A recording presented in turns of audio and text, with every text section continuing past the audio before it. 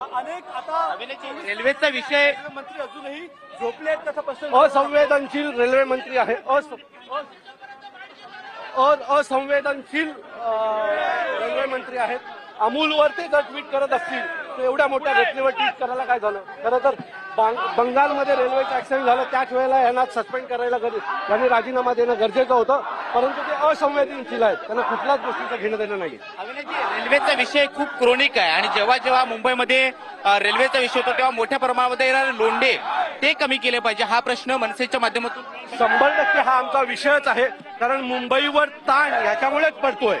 जो बाहेर येणारा लोंढा आहे त्याच्यामुळेच हा ताण पडतोय, पण तो एक पार्ट झाला त्यातला. अशी अनेक कारणं, त्या सगळ्यांचं काम करणं खूप गरजेचं आहे. वाढवले पाहिजेत. लोकलच्या गाड्या वाढवल्या जातात, लोकलची संख्या वाढवली जाते तरी सुद्धा कशी कुठे वाढवणार. प्लॅटफॉर्म तेवढेच आहेत, बसस्टँडची साईज तेवढीच आहे. याचा भविष्याचा विचार केला पाहिजे. आज ठरवून उद्या होणार नाही ही गोष्ट. आपण पाहतो की मनसे नेते अविनाश जाधव यांच्या नेतृत्वामध्ये हा मोर्चा जो आहे तो रेल्वे स्टेशन परिसरामध्ये पोहोचलेला आहे. मागच्या बाजूला आपण